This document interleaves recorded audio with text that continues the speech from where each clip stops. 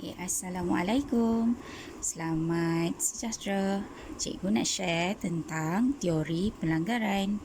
Bila kita belajar tajuk kadar tindak balas sama ada dalam tingkatan 4 KSSM ataupun tingkatan 5 KBSM, kita mesti jumpa tajuk teori pelanggaran. Susah ke? Kita tengok sikit teknik untuk mudah menjawab soalan kadar tindak balas bahagian teori pelanggaran.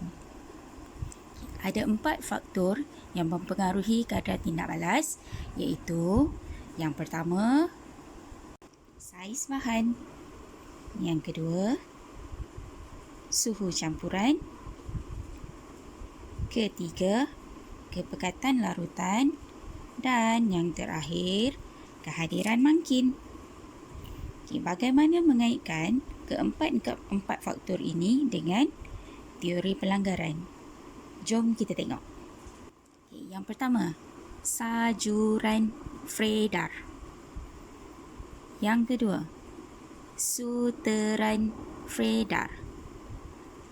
Yang ketiga, kenitran Fredar. Dan yang terakhir, menggaza Fredar. Apa keempat-empat ayat-ayat pelik ini?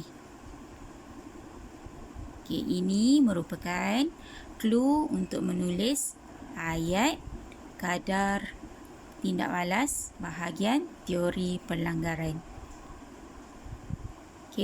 Sajuran Fredar untuk faktor saiz. Suteran Fredar untuk faktor suhu. Kenitran Fredar untuk faktor kepekatan. Dan yang terakhir, menggaza Fredar untuk faktor mangkin. Kita fokus pada ayat yang pertama, sajuran Fredar. Untuk faktor saiz ada 5 ayat yang perlu awak tulis. Ayat yang pertama, sa mewakili saiz bahan. Ayat yang kedua, ju mewakili jumlah luas permukaan terdedah. Ayat yang ketiga, ran mewakili frekuensi pelanggaran. Ayat keempat, fre ialah frekuensi pelanggaran berkesan. Dan ayat yang terakhir, dar, ayat tentang kadar tindak balas. Sila perhati pada ran, cikgu telah letakkan tanda star. Kenapa? Kerana di bahagian ini, kamu perlu menyatakan zarah-zarah yang berlanggar secara spesifik. Contohnya, atom zinc berlanggar dengan ion hidrogen. Mari kita sambung kepada faktor yang kedua, iaitu faktor suhu campuran. Seperti faktor saiz, anda lihat ada 5 ayat pada suhu campuran. Ayat yang pertama, anda mesti sebut suhu campuran. Ayat yang kedua, mesti terangkan tentang tenaga kinetik.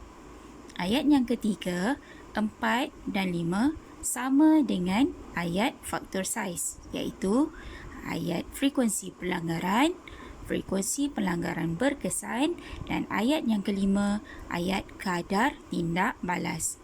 Sama pada frekuensi pelanggaran, awak perlu sebut zarah-zarah yang berlanggar.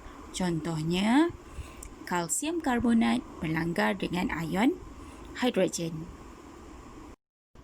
Selepas 2 faktor, cikgu rasa kamu dah nampak pattern untuk tulis ayat teori pelanggaran. Senang je kan? Kita gerak kepada faktor yang ketiga, iaitu kepekatan larutan. Awak ingat ayat kenitran Fredar. Ayat yang pertama, kepekatan larutan.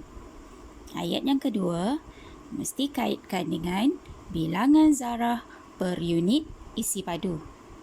Ayat yang ketiga, 4 dan 5 masih sama seperti ayat untuk faktor saiz dan faktor suhu. Hati-hati tanda star. Ayat yang terakhir, Jika 3 ayat sebelum ini hampir sama, tapi ayat yang terakhir ini sangat berbeza. Manggaza Fredar. Jika kita perhatikan, kita tidak ada ayat ran. Okey. Manggaza Fredar.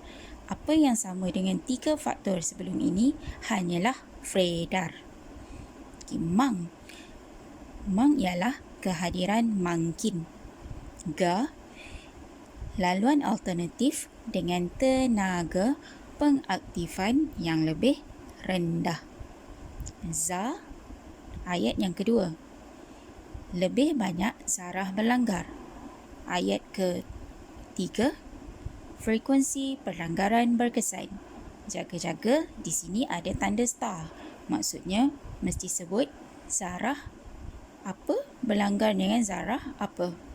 Dan ayat yang keempat, kadar tindak balas. Okey, cikgu dah habis terangkan tentang teori pelanggaran. Semoga dengan video ini, anda rasa lebih senang untuk jawab soalan teori pelanggaran. Kimia senang kan?